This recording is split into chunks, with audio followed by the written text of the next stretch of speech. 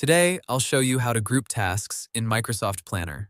First, open Microsoft Planner in your browser, or open your Planner board inside Microsoft Teams. Sign in with the Microsoft account you use for your work or school organization. Now, open the plan where you want to organize your tasks. Once the plan opens, make sure you are in Board View. This view shows your tasks as cards, arranged in columns. Near the top of the board, look for the Group by option. Click Group By. Now you should see different ways to group your tasks. The most common option is Bucket.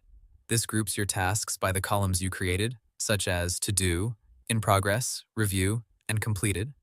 You can also group tasks by Assigned To. This is useful when you want to see which tasks belong to each team member. Another helpful option is Progress.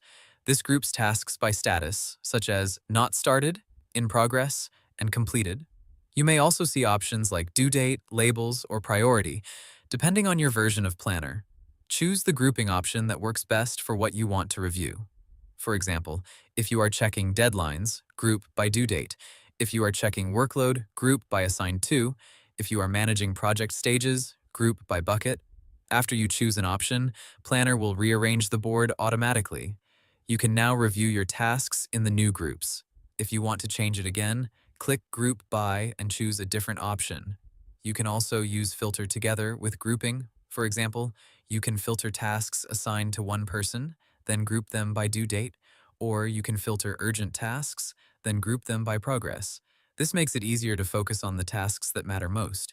If you are using Planner inside Microsoft Teams and the grouping options look different, try opening the same plan in the Planner web app. The browser version may be easier to manage. So, to keep it simple, open your plan in Board View, click Group By, choose how you want to organize your tasks, and Planner will group them automatically. And that's how you group tasks in Microsoft Planner. Hope the tutorial was helpful. Subscribe to my channel and see you in the next video.